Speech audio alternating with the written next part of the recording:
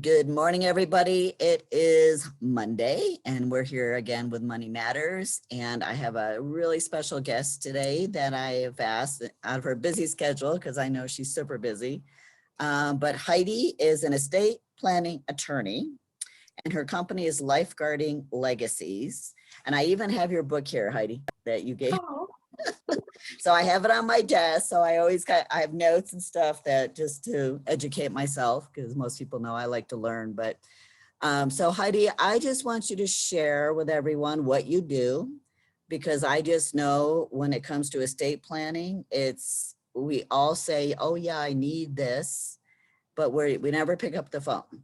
So this is an opportunity for everybody that watches these. I'm gonna have all her contact information. Is just take the time and start with the phone call.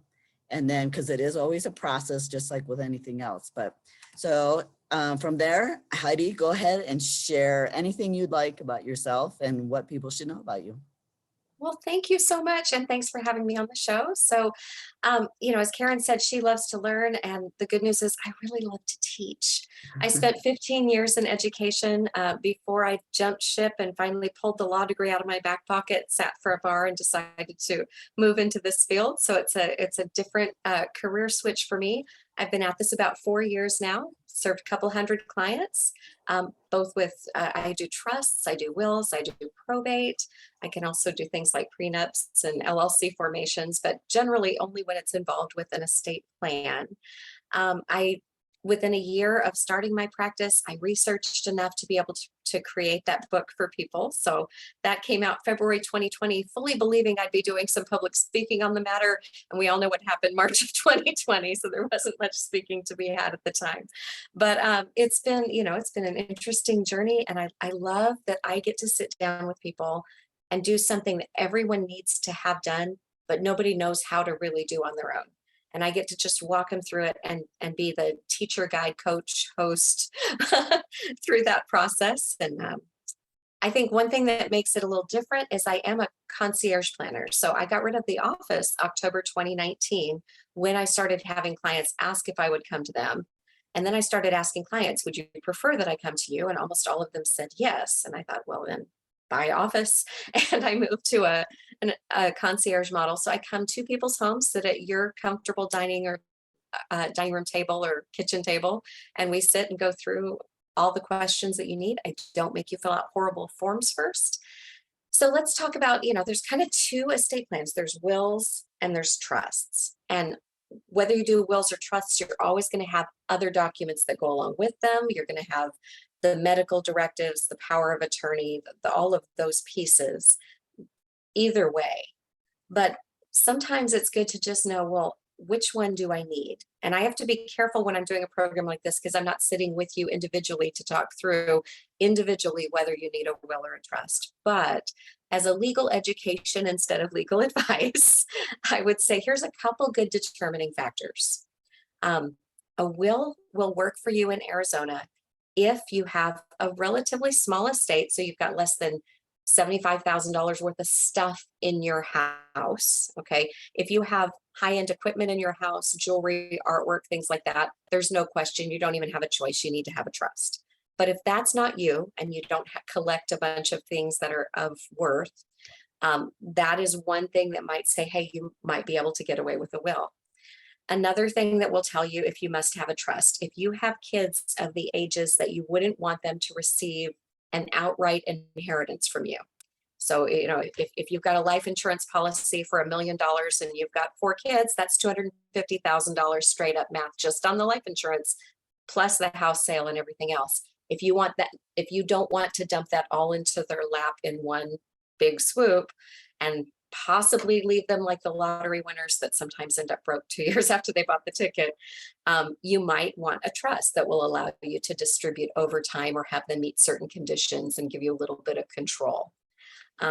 You also might want a trust if you've got kids in high risk occupations where they might be possibly in a lawsuit at some point, and then you'd make someone else the trustee for their part. That way you can keep paying their bills and taking care of them under your trust when you're gone, even if they're in a situation where financially they're in bankruptcy or sued or creditor issues, things like that. So there are lots of things to consider. We go through all of those kinds of things when I sit with people. Um, Karen, you said that you also work a lot with realtors. Yeah. I do. So there's probably some on the call here if you want to share things that you do for them.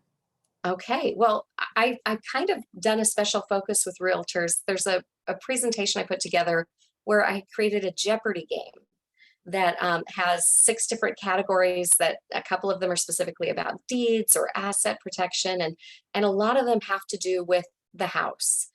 And I find when I do this game method of instruction with real estate offices, they always have a really good time. I always bring Chick-fil-A because I'm a little obsessed, I'll be honest.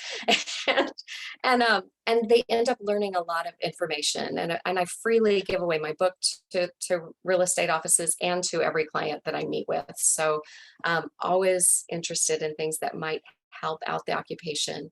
Um, Realtors are very often afraid to give legal education. They've been told it's legal advice. Well, here's a straight up one that I would just say, I don't think this is legal advice. I think this is just good everyday advice. If you have a single person buying a home and they're buying it in their own name only, then where is that home going to go when if something happens to them and they pass? It's going to go straight into the probate court. Especially if it's got 100,000 in equity, it can't even be claimed on an affidavit. It's going to go straight to probate. And That's crazy. And I don't think, well, I just know that really they're designed for everyone who's left behind, because it's a lot of work. I mean, yeah, I have to go through my own stuff to find what I need to give you. Then just think of the relatives that have to decipher all that. And we've had a friend just in the last probably 90 days that unfortunately was killed at a very young age. And he had closed on a house and he finally had some money.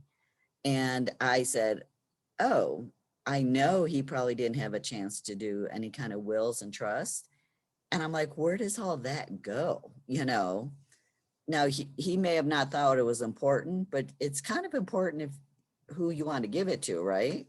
it is. And really, this is what I always tell people. If you and I were to sit in a room and try to come up with the Arizona laws around it, and they're similar in other states too, come up with the laws of where we would want things to go when people die, what we would come up with is probably the same thing as the law.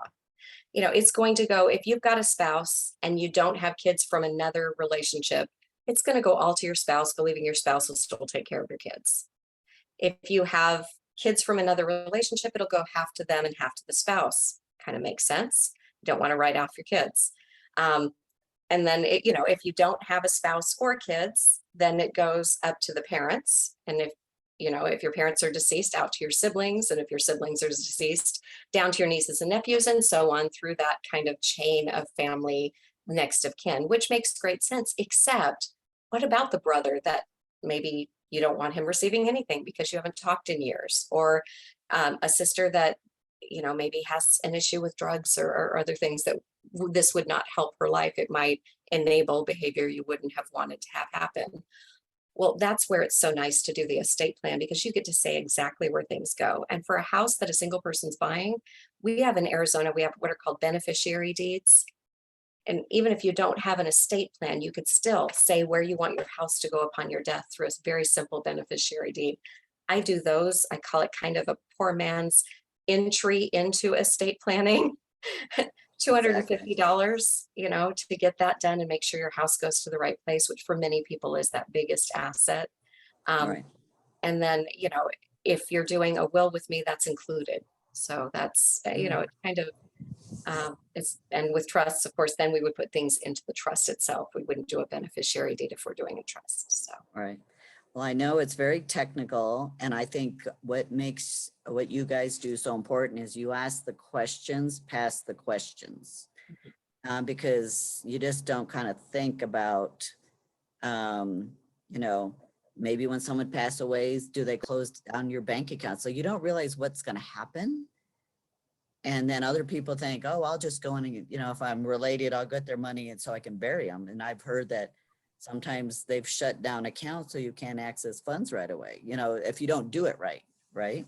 Correct. That's exactly right. In fact, about a 3 to 4 week period when someone passes before you get a death certificate. And you really can't do anything with their accounts unless they're in a trust and you're the trustee. You can't do anything with those accounts unless you've got, and excuse me, just a moment. I've got background noise.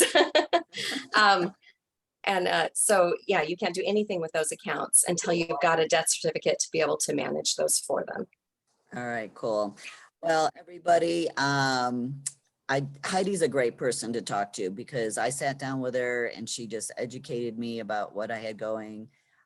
She just helped someone in my family and they had a great experience. So we highly recommend her. And so I'm going to include again all her contact. If you want her book, give her a call because it's actually great. It's got some basic knowledge things you should know. And I know that everybody's like, oh yeah, I need to, my mom needs to. And I think they put it off because of costs, but I'm just going to tell you the cost of not doing it is really going to be painful. And we're all here about money and matters. And this is just one of the things you better put at the top of the list. So, but anyways, I know you're super busy. I really appreciate you taking some time. So I'm going to let you go. If anybody has questions, call Heidi direct, and everybody have a great week. Thank you.